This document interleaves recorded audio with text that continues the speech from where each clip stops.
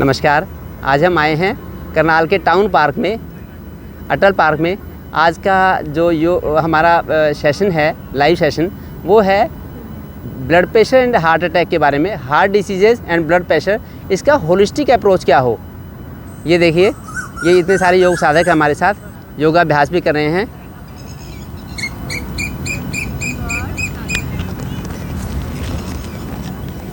मैं doctor Manoj Mittal, Jagdamba baby care Karnal से।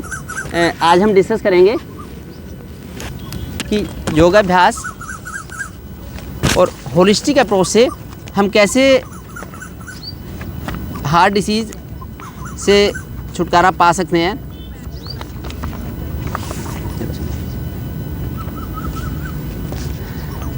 कहते हैं कि जाके पैर न पड़ी बिवाई, वो क्या जाने पीर पर आई। लेकिन माँ और डॉक्टर के बारे में ये चीज़ लागू नहीं होती।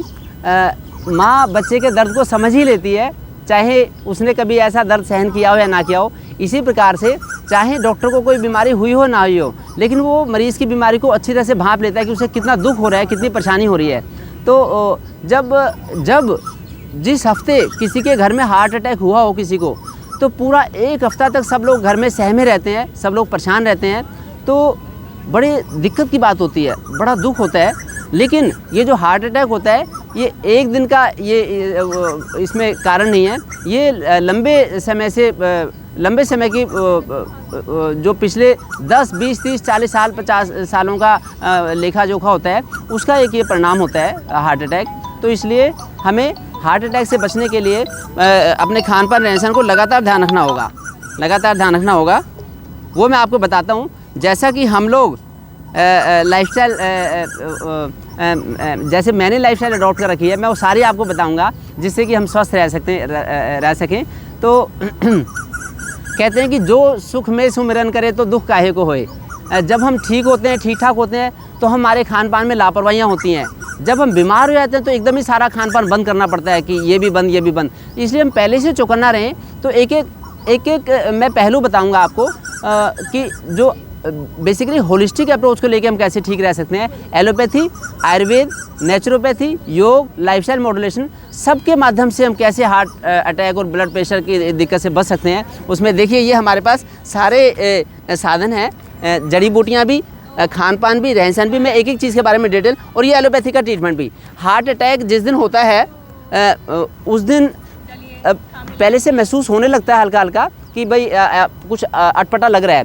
1 महीना पहले से सही बताया जाता है कि हार्ट अटैक होना है, लेकिन लोगों को पता नहीं होता है इसके लक्षणों का, इसलिए अचानक धोखा हो जाता है। तो मैं ये भी बताऊंगा कि जिस दिन हार्ट अटैक होना है, उससे 1 महीना पहले बॉडी में क्या क्या अंदेशा होने लगता है, क्या क्या लक्षण आते हैं, मैं उनके बारे में भी आपको बताऊंगा। और जब एक ऐसी किट केवल 20-25 रुपए की 3 दवाइयों का एक कॉम्बिनेशन घर में रखें, हम एलोपैथी दवाइयाँ, जो कि हमें हार्ट अटैक से बचा भी सकती हैं, और अगर हार्ट अटैक होगा भी तो हमें खतरा नहीं होगा, जान को खतरा नहीं होगा, जानलेवा नहीं होगा। तो वो 3 दवाइयाँ बड़ी इंपॉर्टेंट दवाई, मैं वो भी आपको बताऊँगा। और वैसे भी जो ब्लड प्रेशर को मेनटेन रखने के लिए और हार्ट की हेल्थ को अच्छी रखने के लिए क्या क्या दवाइयों की आवश्यकता है, मैं वो भी आपको सारी बताऊँगा। मैं पहले आपको डिटेल्स बैकग्राउंड बताता हूँ कि हमें ध्यान क्या रखना है।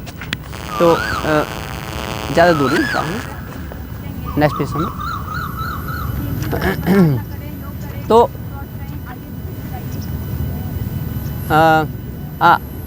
मेरा ये हमेशा टेंडेंसी रहती है कि हम मरने के बाद तो हर कोई मिट्टी में जाके मिल जाता है, लेकिन जीते जी हम मिट्टी से जुड़े रहें, प्रकृति से जुड़े रहें, तब हमें रोग हो नहीं सकते, तब हमें बीमारियां नहीं हो सकती। हमें प्रकृति के साथ रहना है, क्योंकि मेरा तो प्रकृति का अनुभव है। मेरा परिवार हमेशा निरोगी रहता है, हेल्दी रहता है। तो कैसे हम लोग निरोगी रहते हैं प्रकृति के साथ जुड़ के, मैं वो सारे फैक्टर्स बताऊंगा। पिछले 15 वर्षों से मैं मच्छरदानी लगा के बाहर गर्मियों में सोता हूँ 6 महीने। मैं पंखा भी नहीं चलाता, कूलर, AC नहीं चलाता।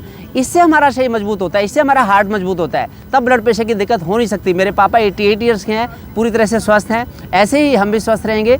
तो इसी तरह से मैं आपको भी स्वस्थ रखना चाहता हूँ। मैं नए वर्ष पे मैं सबको नए वर्ष की बधाई भी देना चाहता हूँ, शुभकामनाएं भी देना चाहता हूँ कि नए वर्ष से आप प्रतिज्ञा ले लें कि आप भी निरोगी रहेंगे। पहले लोग जमा कराते थे बैंकों में पैसे, FD कराते थे गुड़िया की शादी के लिए, बेटी की शादी के लिए। आजकल बैंकों में FD करवाते हैं लोग, डॉक्टर के पास क्या पता कब दाखिल होना पड़ जाए, क्या पता कब कितने दिन के लिए एडमिट होना पड़ जाए, उसके लिए एफडी करवाना पड़ती है आजकल। तो वो ना करवानी पड़े, वो खर्चा बचा के दान पुण्य के काम में लगे या हम और बाकी कामों में लगाएं। तो उसके लिए आप मेरे साथ लगातार जुड़े रहें, क्योंकि होलिस्टिक अप्रोच को लेके जो मैंने वीडियो पोस्ट करी, जो लाइव सेशन किया था फंगल इन्फेक्शन के बारे में, वो 2 करोड़ लोगों तक पहुंच चुका है और सारे लोग आगे 1.25 लाख शेयर हो गए उस वीडियो के। मैं चाहता हूं इस वीडियो के भी आप शेयर करें और मैं आपके पैसे नहीं खर्च होने दूंगा। निरोगी कैसे रहना है, हमारी किचन के माध्यम से, हमारी आउटडोर एक्सरसाइज के माध्यम से, योगाभ्यास के माध्यम से कैसे हमें स्वस्थ रहना है, मैं एक पहलू बताऊंगा आपको। देखिए, एक तो होती है कार को हमने धक्का दे के चलाया, खींच के चलाया, एक कार में चाबी लगाई, इंजन चालू हो गया और कार को जहाँ मर्जी घुमा के ले गए। ऐसे हमारी बॉडी अंदर से मजबूत रहे, हमारी बॉडी मुकम्मल रहे, हमारी मुट्ठी में रहे, उसके लिए क्या क्या हमें प्रयास करने में वो आपको बताता हूँ। जैसे आयुर्वेद में आया है कि 40 वर्ष की उम्र के बाद 2 टाइम खाना खाना चाहिए, हमें निरोगी रहना है। तो मैं पिछले 15 वर्ष से 2 टाइम खाना खाता हूँ, मैं निरोगी रहता हूँ। मैं वही नियम आपको बताना चाहता हूँ कि अपनी बॉडी के लिए हमें इतना सजग सचेत रहना है कि हम बीमार ना हों। आयुर्वेद में आया है कि जो ब्लॉकेज होती है, जो ब्लड वेसल्स में ब्लॉकेज होती है, वो कफ का डिपोजिशन होता है। एलोपैथी में कहते हैं कि कोलेस्ट्रॉल और उसका डिपोजिशन है। सौम्या, वो फोटोग्राफ कहाँ है? सौम्या, ये भी दे दो, बुक भी दे दो। ये एलोपैथी में तो कहते हैं कि भाई कोलेस्ट्रॉल डिपोजिट हो गया, फैट। लेकिन आयुर्वेद में आया है कि कफ का डिपोजिशन है। कफ जो है, चाहे वो कोलेस्ट्रॉल है, चाहे ज़्यादा नमक खाया हुआ है या फिर ज़्यादा चिकनाहट है, वो कफ का डिपोजिशन है। ये देखिए, ये तो है अच्छा खासा ब्लड सर्कुलेशन हो रहा है, हॉलो है, बिल्कुल हॉलो। यहाँ पे लगभग 50% ब्लॉकेज हो गई है, तो फिर दिक्कत की शुरुआत हो गई है धमनियों में। और मैं आपको बताता हूँ, ये देखिए, ये वर्षों का खेल है, ये कभी भी एक दिन में नहीं होता। जब 10 साल की उम्र है तो इतनी अच्छी हमारी धमनियाँ होती है, खुली, पूरा खून के दौरान चल रहा है, 20 साल में भी चल रहा है। जैसे ही शादी की उम्र आती है, शादी की उम्र होते ही फिर ये फिजिकल एक्टिविटी कम हो जाती है, खाना पीना मन मर्जी का खाना शुरू हो जाता है, तो फिर जाके ब्लॉकेज हो जाती है। 20, 25, 30 साल की उम्र के बाद में हल्की हल्की ब्लॉकेज होती है, लेकिन पता नहीं लगता। पता तब लगता है जब 70% ब्लॉकेज हो जाती है। 70% ब्लॉकेज होने के बाद दौड़ने में थकान होने लगती है, दौड़ने में हांफने लगता है आदमी। तो जब 80% ब्लॉकेज होती है तो चलने फिरने में, फिजिकल एक्टिविटी में आदमी हांफता है। और जब 90% ब्लॉकेज होती है तो बैठे बैठे भी, रूटीन एक्टिविटी में भी, सिंपल ब्रश करना है, स्टूल पास करने जाना, मोशन के लिए जाना है, तब भी थकान होती है। और 100% ब्लॉकेज होती है तो बैठे बैठे ही पसीना आ जाता है और बैठे बैठे ही हार्ट अटैक हो जाता है। ये 100% ब्लॉकेज होती है। तो हमें अब रिवर्सल करना है, हमें ब्लॉकेज को खोलना है, हमें रोकना ही नहीं है हृदय रोग को, हमें ब्लॉकेज को खोलना भी है। मैं आपको विश्वास दिलाना चाहता हूँ कि जो मैं दिनचर्या मैं जीता हूँ, मेरे पापा जीते हैं, हमारा परिवार जीता है, हमारी फैमिली एक हेल्दी फैमिली है। ये मेरी गुड़िया है सौम्या, ये हमारा परिवार है चारों लोगों का। तो जैसे हम लोग निरोगी रहते हैं, मैं चाहता हूँ आप भी ऐसे निरोगी रहेंगे अगर आप ये लाइफस्टाइल अडॉप्ट करेंगे जो आज मैं आपको बता रहा हूँ, होलिस्टिक अप्रोच हेल्थ का, वो मैं आपके सामने रखता हूँ। निरोगी रहने के लिए हमारा क्या खान पान होना चाहिए, क्या रहन सहन होना चाहिए, और हम बीमारी को रिवर्स कैसे कर दें, दोबारा से ब्लॉकेज को कैसे खोल दें, मैं वो आपके सामने रखूँगा। इसमें ये देखिए, ये ब्लॉकेज थोड़ी सी है, 10% है, ये बढ़ गई, ये और ज़्यादा बढ़ गई, और जैसी ब्लॉकेज 80-90% से ज़्यादा हुई तभी आगे स्ट्रोक की बीमारी हो जाती है। अब मैं हार्ट डिसीज़ के डिफरेंट उसके स्पेक्ट्रम आपको बताता हूँ, डिफरेंट स्पेक्ट्रम हार्ट डिसीज़ के। जैसे हृदय रोगों में एक तो देखिए, ये है हार्ट अटैक की बीमारी, हार्ट अटैक, हार्ट फेल्योर, फिर एंजाइना, दिल पेन होने लग गया, और दिल की धड़कन की असमानता, जैसे एरिथमियाज, दिल की पैल्पिटेशन, तेज़ी से दिल की धड़कन बढ़ रही है, कम हो रही है, हार्ट वाल्व की डिसीज़, कोई वाल्व काम नहीं कर रहा, और कुछ जन्मजात भी हृदय रोग, ये होते हैं। अब मैं आपको हार्ट डिसीज़ के लक्षण के बारे में बताता हूँ कि क्या क्या लक्षण होते हैं हार्ट डिसीज़ के। एक एक लक्षण ध्यान से देखें, क्योंकि कई बार पता ही नहीं होता कि भाई मुझे बीपी की बीमारी है, अचानक जाते हैं डॉक्टर के पास तो पता लगता है कि ब्लड प्रेशर की बीमारी है।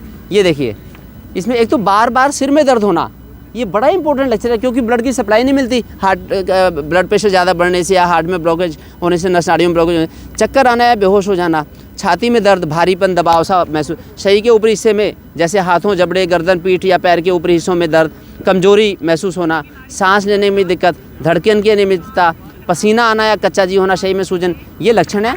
और अब जब हार्ट अटैक होना होता है उससे 1 महीना पहले सही कैसे हमें संकेत देता है, अगर हम उनको समझ सके। मेरा मकसद आज के सेशन का कि हम पहले से ही समझ जाएं और हमें अचानक धोखा ना हो, हमें अचानक एकदम जान को खतरा ना हो जाए। इसके लिए अगर ऐसे लक्षण आपको लगते हैं तो समझ लो कि महीने 20 दिन में हार्ट अटैक हमें हो सकता है, तो उनका पहले ही हम समाधान कर लें। अगर हो भी जाए हार्ट अटैक तो मैं आपको एक किट बताऊंगा, टैबलेट की किट है, 3 टैबलेट है, वो हमेशा घर में रखें, गाड़ी में रखें, ऑफिस में रखें, अपनी संस्था में रखें, कोई स्कूल है, कॉलेज है, वहाँ पे रखें, जिससे कि कभी भी किसी को ऐसे लक्षण लगे कि तो उस समय हम वो दे दें और तुरंत जान बच सकती है और लाखों रुपए का एकदम जो खर्चा अचानक होना था वो टल सकता है और फिर हम मेंटेनेंस थेरेपी से ही ठीक हो सकते हैं। अब ये देखिए कि हमें हार्ट अटैक जिस दिन होना है उसे 1 महीना पहले ये लक्षण आने लगते हैं।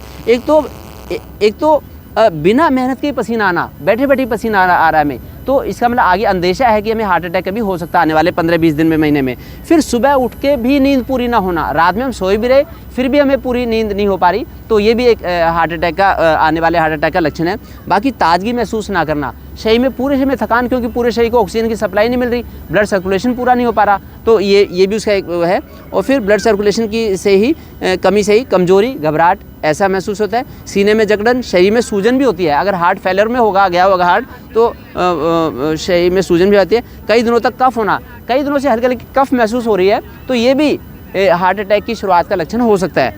बाकी अपच, पेट दर्द, एसिडिटी देखिए, जो छाती में दर्द है एसिडिटी से भी हो सकता है, लेकिन एसिडिटी से छाती में दर्द है तो एंटासिड ले लेंगे तो ठीक हो जाएगा, लेकिन हार्ट अटैक का दर्द एंटासिड से ठीक नहीं होगा। तो वो तो अगर उसमें हम नाइफेडिपिन की टैबलेट देंगे तब एकदम लेते ही, अगर हार्ट अटैक का दर्द होगा तो ठीक हो जाएगा। इसी तरह से अगर सांस फूलती है, सांस दमे से भी फूल सकती है, हार्ट की बीमारी से भी फूल सकती है। अगर दमे की बीमारी से सांस फूली होगी तो भाप देते ही, नेबुलाइजर देंगे मशीन से, भाप देते ही सांस अच्छी आ जाएगी और हमारी सांस फूलनी बंद हो जाएगी। लेकिन अगर दिल की बीमारी होगी तो नेबुलाइजर से कोई फ़ायदा नहीं मिलेगा। दिल की बीमारी में अगर हम जो दवाई देंगे उसको, दिल के लिए दवाई देंगे तो उससे फ़ायदा मिलेगा और इससे नेबुलाइजर से कोई फ़ायदा नहीं मिलेगा। बाकी शरीर में जबड़े में जकड़न। अब मैं आपको बताता हूँ कि हार्ट डिसीज़ के कारण क्या होते हैं। कारण, एक एक कारण के बारे में भी हम डिस्कशन करेंगे। तो आओ सोमा, इधर आओ, आगे पकड़ो, बिल्कुल पास में रहो भैया, थोड़ा पास में रहो। जो हार्ट डिसीज़ के कारण हैं, सोमा ये मुन्ना क्या कर रहे हो आप? तो जो हार्ट डिसीज़ के कारण हैं, एक तो 4-5 फैक्टर्स ऐसे हैं जबकि हार्ट डिसीज़ के चांसेस ज़्यादा होते हैं। एक तो कोलेस्ट्रॉल ज़्यादा बढ़ा हुआ हो शरीर में, जो भी हमने खाया पिया है। मैं आपको एक एक चीज़ बताऊंगा कि हम क्या खाएं क्या ना खाएं जिससे कि कोलेस्ट्रॉल ज़्यादा ना बढ़े। जो एनिमल फैट है, एनिमल फैट, दूध, मलाई, मक्खन, मिठाई, इनमें एनिमल फैट में कोलेस्ट्रॉल बहुत ज़्यादा होता है, तो इनसे थोड़ा सा बचना पड़ेगा हमें। बाकी ब्लड प्रेशर ज़्यादा होगा तो भी हार्ट डिसीज़ के चांसेस बढ़ जाएंगे। नमक ज़्यादा खाने से ब्लड प्रेशर ज़्यादा बढ़ेगा हमें, तो नमक ज़्यादा ना लें और जितना उसके सिंधे नमक का उपयोग करें तो अच्छा रहेगा। कॉमन साल्ट का, जिसमें सोडियम क्लोराइड रहता है, उसका उपयोग ना करें, सोडियम ब्लड प्रेशर को बढ़ाता है, तो उसे बचना होगा। बाकी ट्रांस फैट का ज़्यादा उपयोग ना करें, जितना भी ट्रांस फैट है, जितने भी बेकरी के प्रोडक्ट्स हैं वो ट्रांस फैट से बने होते हैं, उसे बचना पड़ेगा। मोटापा एक बहुत बड़ा फैक्टर है जबकि हार्ट डिसीज़ और ब्लड प्रेशर के चांसेस बढ़ जाते हैं।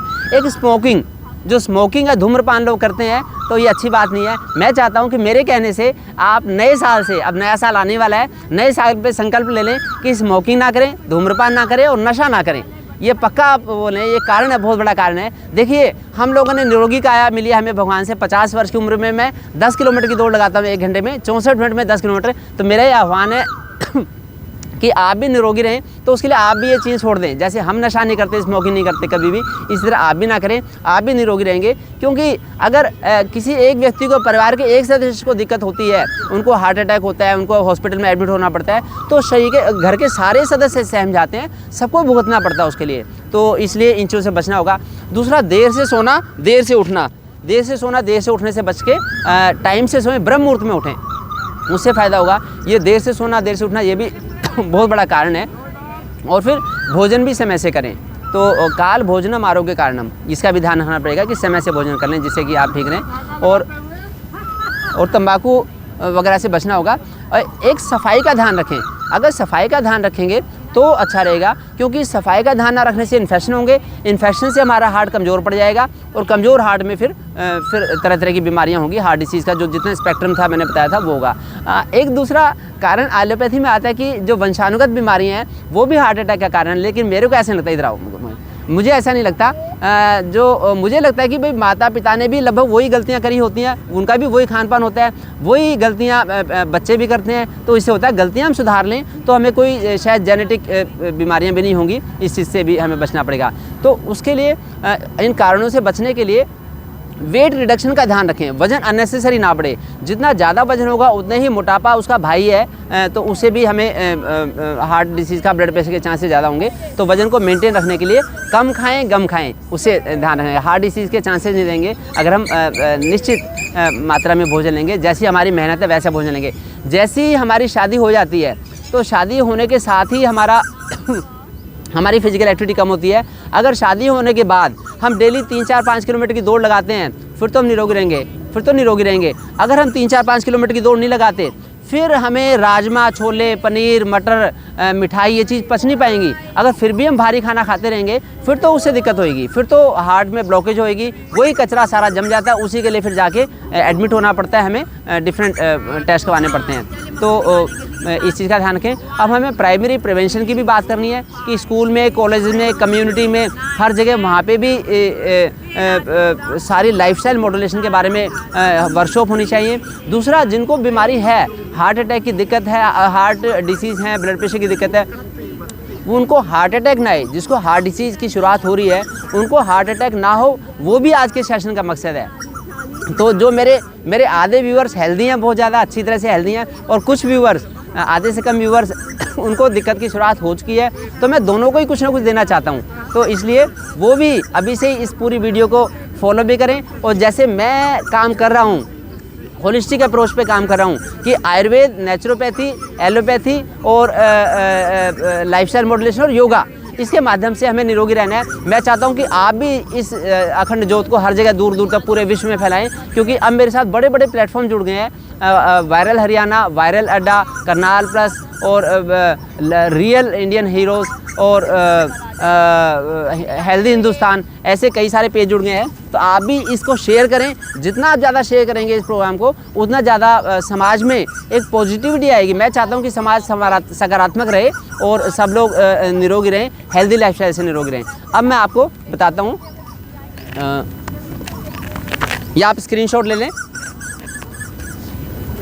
ये देखिए, बीच में व्रत भी रखें, मोटापे से बचने के लिए बीच में व्रत रखें, बेचारे बन के ना रहें। ये तो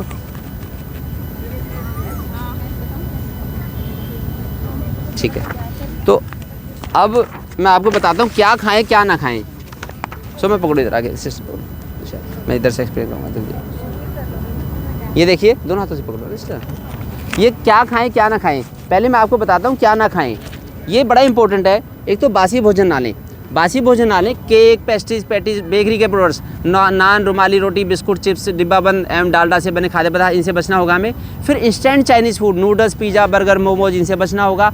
एनिमल फैट, मक्खन, मलाई, मटन, मिठाई, ज़्यादा घी, खोया, डेयरी प्रोडक्ट्स का लिमिटेड यूज़ करें, जितनी आपकी फिजिकल एक्टिविटी है। एक बारी में 2 डेयरी प्रोडक्ट्स का यूज़ ना करें। फिर मैदा या बेसन से बने हुए पदार्थ, ज़्यादा पकोड़े, पराठे, टिक्की, तले, पापड़, सॉस और ये गरिष्ठ भोजन, इनसे बचना होगा। एक ड्राई फ्रूट्स का बहुत ज़्यादा यूज़ ना करें। मांस, मछली, धूम्रपान, शराब आदि, इनसे बचना पड़ेगा।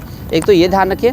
दूसरा मैं आपको बताता हूँ, एक एक चीज़ हमारे खान पान की, रहन सहन की डिसाइड करती है कि हम बीमार होंगे या नहीं होंगे। भगवत गीता में भी लिखा है, गीता जी में लिखा है, युक्ताहार विहार से युक्त चेष्टा से कर्म सुयुक्त सपना बोध से योगो भवति दुखा।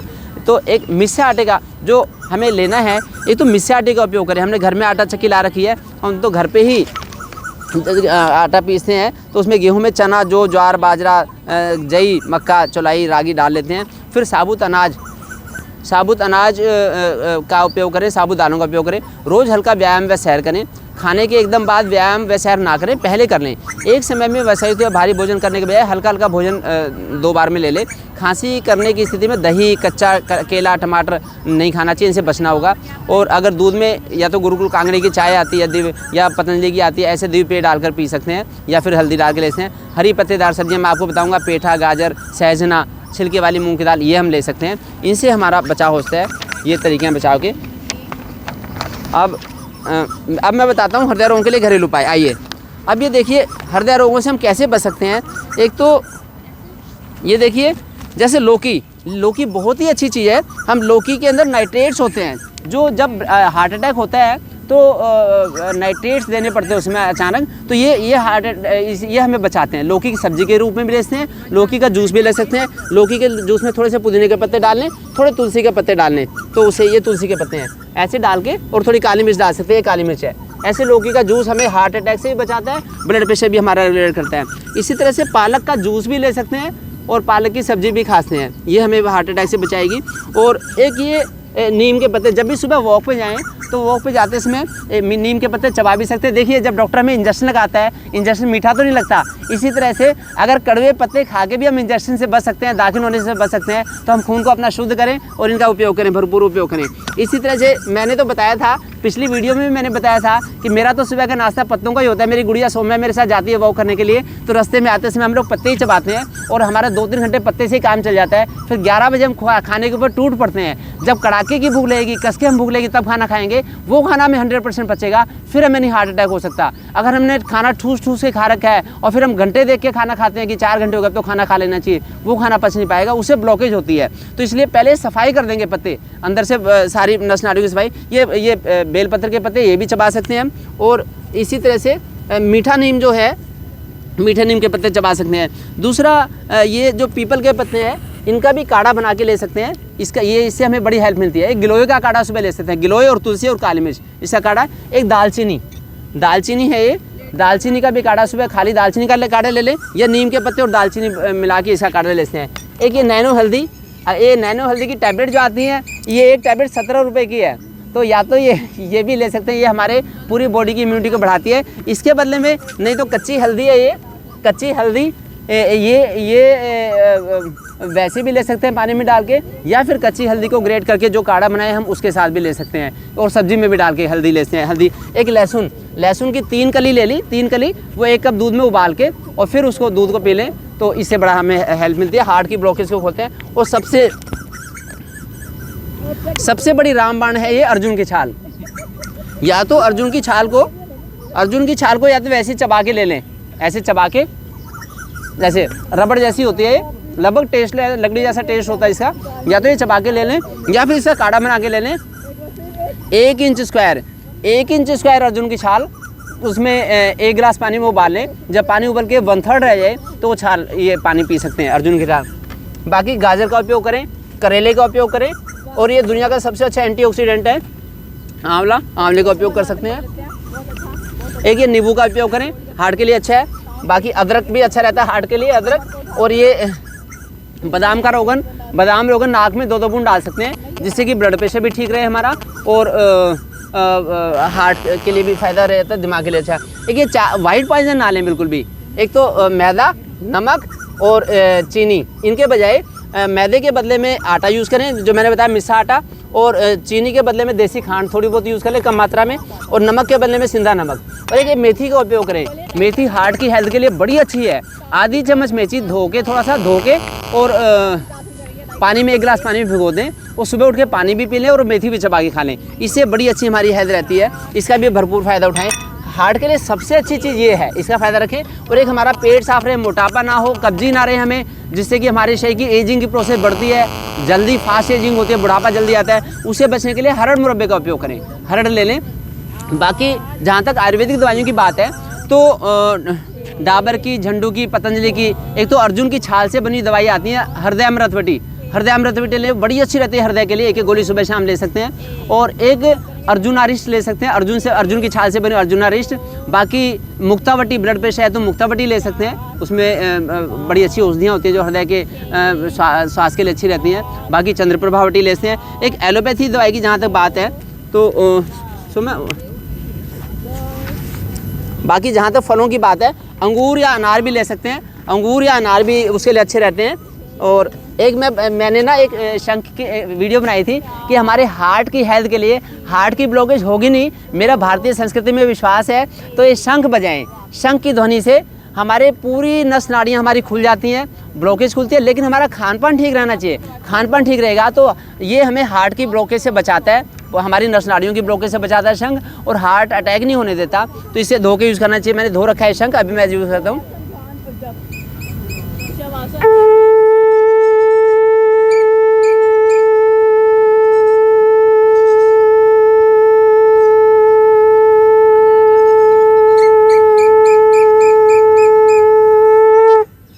देखिए शंख की आवाज़ इतना अच्छा रहता है शंख। ये हमारे सिंपैथेटिक सिस्टम की टोन को कम कर देता है और पैरासिम्पैथेटिक सिस्टम की टोन को बढ़ा देता है। ईड़ा और पिंगला नाड़ी का वो करके सुषुम्ना नाड़ी को जागृत करता है हमारी, और वेगस नर्व हमारी इससे एक्टिव हो जाती है। पैरासिम्पैथिक जितना भी हमारी सिंपैथेटिक टोन ज़्यादा रहेगी तभी हम तनाव में रहेंगे, स्ट्रेस में रहेंगे, इससे सारा तनाव दूर हो जाता है और बहुत ही बॉडी शांत हो जाती है, काम डाउन हो जाती है। तो शंख जरूर बजाएं डेली, प्रतिदिन, सुबह के टाइम में भी, सुबह 6, 7, 8 बजे, सुबह संध्या के टाइम में, सुबह जब सूरज निकलता है 5, 6 बजे, और शाम को भी 4, 5, 6, 7 बजे जब भी संध्या के टाइम में। दोपहर में धूप की किरणों में ना बजाएं। मैंने एक शंख के ऊपर वीडियो बनाई थी, वो 5.5 लाख लोगों ने देखी।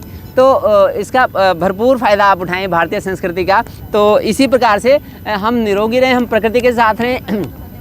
तो मैं चाहता हूँ कि सुबह एक तो तिल के तेल से मालिश करें, ऐसे जैसे बादाम लोग हैं ना, ऐसे तिल का तेल होता है, तिल के तेल से सुबह मालिश भी करें। मालिश करने से बड़ा फ़ायदा रहता है, हमारी बॉडी की मसल टोन अच्छी होती है, ब्लड सर्कुलेशन अच्छा होता है। और सुबह मैं तो पिछले 1.25 महीने कार्तिक स्नान मैंने कुरुक्षेत्र में जाके सुबह किया, ब्रह्म मुहूर्त में, सरोवर में, ताज़े पानी में, ठंडे पानी में। अभी 15 दिन पहले तक मैंने किया है, तो बड़ा अच्छा लगा मुझे, और उससे हमारी इम्यूनिटी बढ़ी है। ऐसे आपकी बढ़ेगी, क्योंकि मेरा इनमें आचार्य चर की जो चरक संहिता मैंने पूरी पढ़ी है। मैं तो एक MBBS MD डॉक्टर हूँ, लेकिन मेरा आयुर्वेद में भी और नेचुरोपैथी में भी और भारतीय संस्कृति में, शास्त्रों में मेरा गहन विश्वास है। तो मैं हमेशा निरोगी रहता हूँ, पापा भी निरोगी रहते हैं, 80 ईयर्स के हैं। मैं चाहता हूँ कि आप भी निरोगी रहें। अब मैं आपको थोड़ा एलोपैथी ट्रीटमेंट का ही बताता हूँ।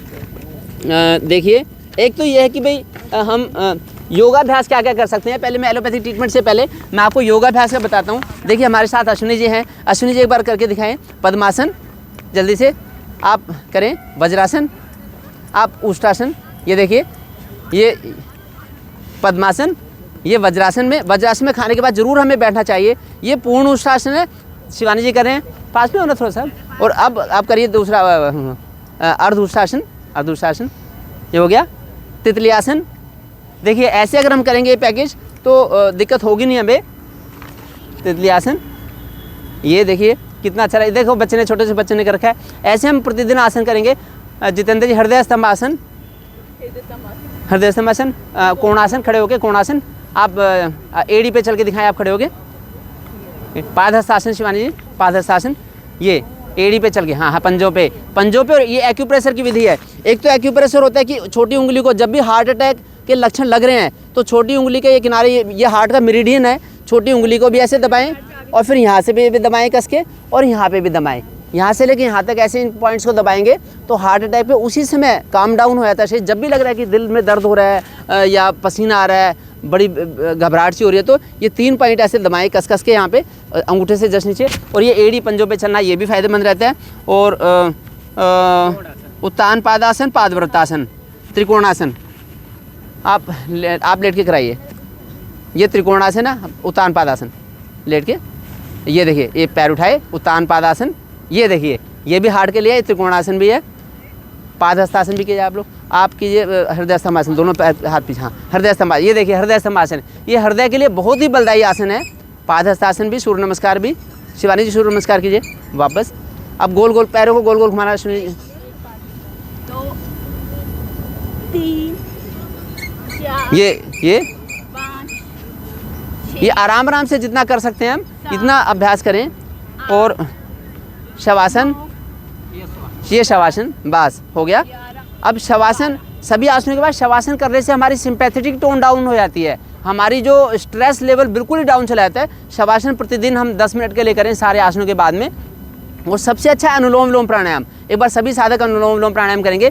पद्मासन में, सिद्धासन में, सुखासन में बैठ के अनुलोम विलोम प्राणायाम प्रतिदिन। कंजूसी ना करें, प्राणायाम में कभी कंजूसी ना करें। जैसे हम जो कमाई करते हैं दिन भर, कमाई का अगर हम 10% हिस्सा हम इनकम टैक्स में, सेल टैक्स में और दान पुण्य में दे दें तो हमारी कमाई शुद्ध हो जाती है। इसी प्रकार से चाहे गौशाला में दान दिया हमने, चाहे अनाथ आश्रम में दिया, कोड़ी कॉलोनी में दिया, हमारी वो कमाई शुद्ध हो जाती है।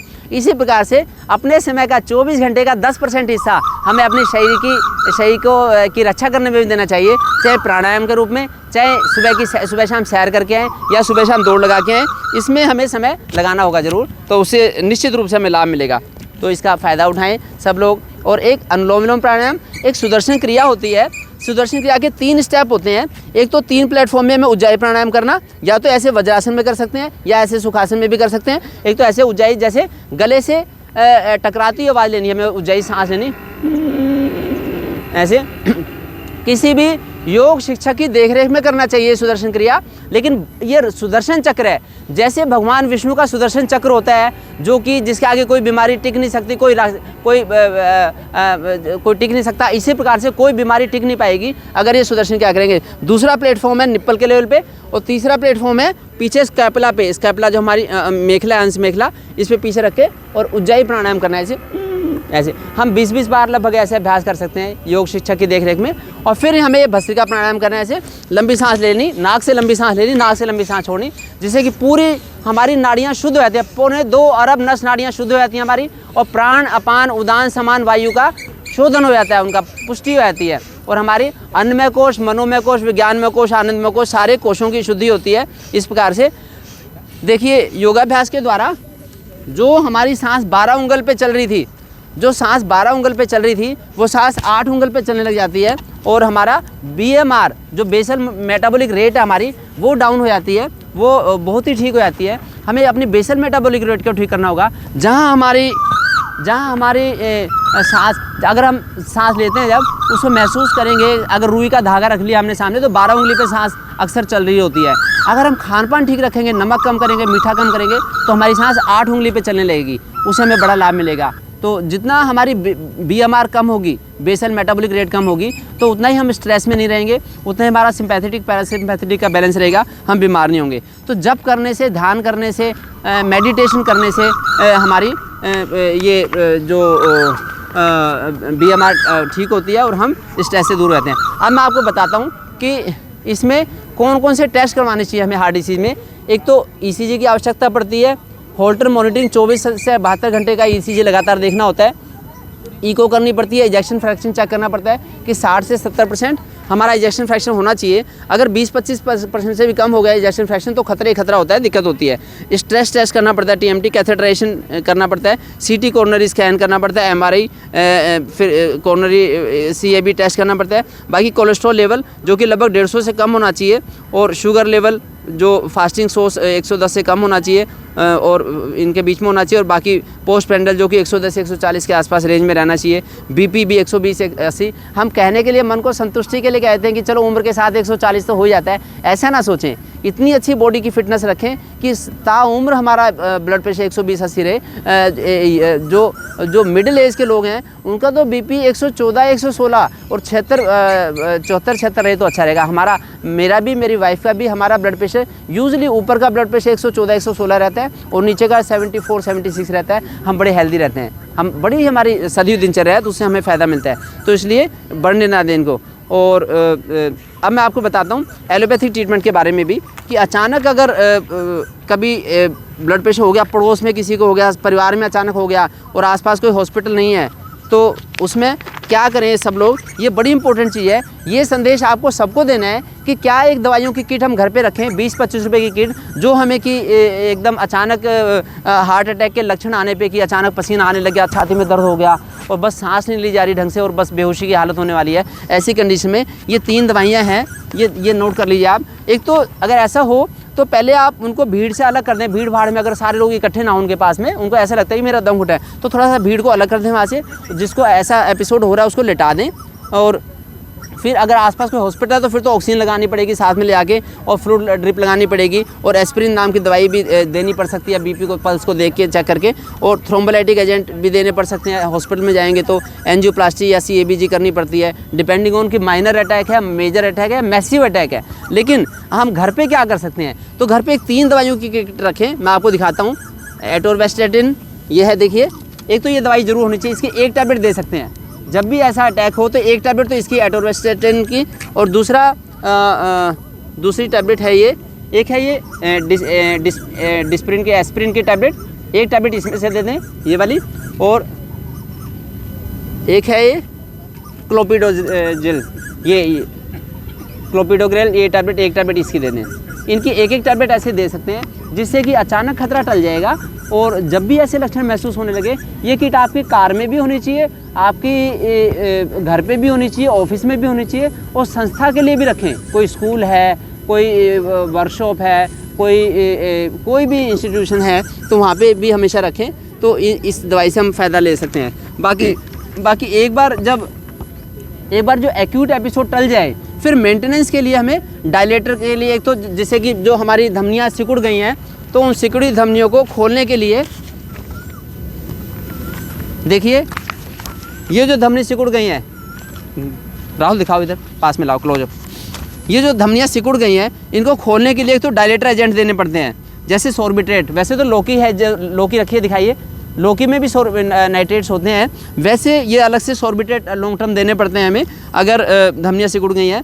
एक जो खून गाढ़ा हो गया है, उसके लिए थिनिंग एजेंट भी देने पड़ते हैं, जैसे डिस्प्रिन है, वो ऐसे भी एजेंट देने पड़ते हैं। एक जो हार्ट की ऑक्सीजन डिमांड को कम कर दे, ऑक्सीजन की खपत को कम कर दें, ऐसे भी एजेंट देने पड़ते हैं, जैसे कि बीटा ब्लॉकर्स, प्रोपेनोलोल वगैरह, फिर कैल्शियम चैनल ब्लॉकर्स, नाइफेडपिन, डेपिन टैबलेट। जब भी ब्लड प्रेशर बहुत ज़्यादा बढ़ जाए अचानक, तो डेपिन टैबलेट, एक टैबलेट 5 mg की जीभ के नीचे रखनी पड़ती है, तो उससे कि ब्लड प्रेशर एकदम ठीक हो जाता है। तो वो भी हमेशा घर में रखें, ये भी मैं आपको बता रहा हूँ। बहुत ये सबको मैसेज दे दें, पूरे समाज में ये शेयर करें कि क्या एक किट, दवाई की किट घर पे होनी चाहिए कि जो हमें हार्ट अटैक जैसे लक्षण जब भी लगें तो हम ले लें। ये सबको आप बताएं, जिससे कि पूरा समाज, कभी कोई घबराए ना। और फिर रिवर्स भी कर लेंगे आप, फिर आप उसको हार्ट अटैक को वापस भी, हार्ट डिसीज़ को वापस भी कर सकते हैं, ब्लॉकेज खुल भी सकती है अगर लगातार ये वाली लाइफस्टाइल रखेंगे।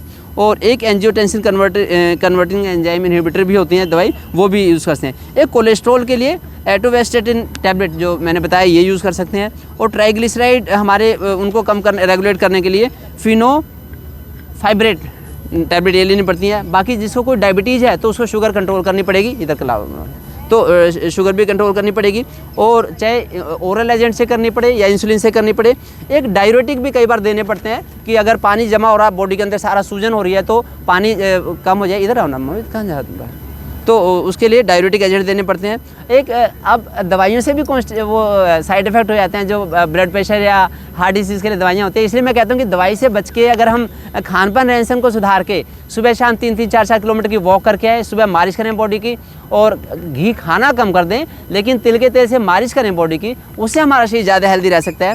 तो क्योंकि इनसे एक तो कॉन्स्टिपेशन होने के चांसेस रहते हैं, जो भी ब्लड प्रेशर के लिए या हार्ट डिसीज़ के लिए दवाइयाँ लेनी पड़ती हैं। एक इनसे एसिडिटी के चांसेस होते हैं। एक कई बार बीमारी से भी और दवाइयों से भी नींद भी डिस्टर्ब हो जाती है, तो उसके लिए भी डिफरेंट एजेंट। एक सर्जरी की आवश्यकता बाद में, अगर दवाई से काम ना चले, फिर सर्जरी की भी आवश्यकता पड़ती है, स्टेंटिंग करनी पड़ती है, फिर ओपन हार्ट सर्जरी भी करनी पड़ती है। उनसे बचने के लिए जितना हम लाइफस्टाइल को पहले से ही संभाल के रखें, तो उससे डेफिनेटली ज़्यादा लाभ मिलेगा। Thank you. बाकी मेरा ये भी हमेशा एक इंटेंट रहता है कि सभी लाइफस्टाइल डिसीज से बचने के लिए ब्रह्मचर्य का पालन करें। ब्रह्मचर्य से जो हम अपने शरीर की रक्षा करते हैं, अपने खुद के स्टेरॉइड से रक्षा करते हैं, उसे वो एक पॉजिटिव हार्मोन्स बनाते हैं हमारे अंदर, बॉडी के अंदर, तो उससे हम निरोगी रहते हैं। तो ब्रह्मचर्य का खंडन ना होने दें ज़्यादा अनावश्यक। और दूसरा, बच्चों के ब्रह्मचर्य का खंडन तब होता है जबकि बच्चे जंक फूड खाते हैं, और तो इसलिए फिर आगे जैसे शादी होने के बाद में फिर ज़रूर कोई ना कोई बीमारी साथ में लग जाती है। तो ब्लड प्रेशर की बीमारी, क्योंकि पहले तो 60 वर्ष की उम्र में कहते थे होती थी, अब 45 वर्ष की उम्र में ही ब्लड प्रेशर की और हार्ट डिसीज़ की ये डायग्नोज होने लगी। अचानक जब डॉक्टर के पास जाते हैं किसी बीमारी के लिए, किसी लक्षण के लिए, तब पता लगता है कि इनको तो ब्लड प्रेशर की दिक्कत है या तो हार्ट डिसीज़ निकल आई है। तो ऐसा ना हो, उसके लिए ये भी करें, एक सामाजिक सरोकार भी रखें। जैसे जैसे उम्र बढ़ रही है, जैसे जैसे गृहस्थ आश्रम में आ गए, तो उस समय थोड़ा सा गौशाला में कभी गए, गाय को रोटी दे दी, कभी चींटू का आटा दे दिया, कभी बाजरा डाल दिया कबूतर को, कभी उसमें कुत्ते को रोटी दे दी, कभी बंदर को दे दी, कभी गार्डनिंग के लिए समय निकाल लिया। पेड़ पौधों के साथ गार्डनिंग में जितना समय गुजारेंगे, ये भी हमारे अनेक बीमारियों से रक्षा करता है। तो इसका पूरा लाभ उठाएं, और ये वीडियो ज़्यादा से ज़्यादा लोगों को शेयर करें कि कैसे हम लाइफस्टाइल मॉड्यूलेट करके हम निरोगी रह सकते हैं। Thank you.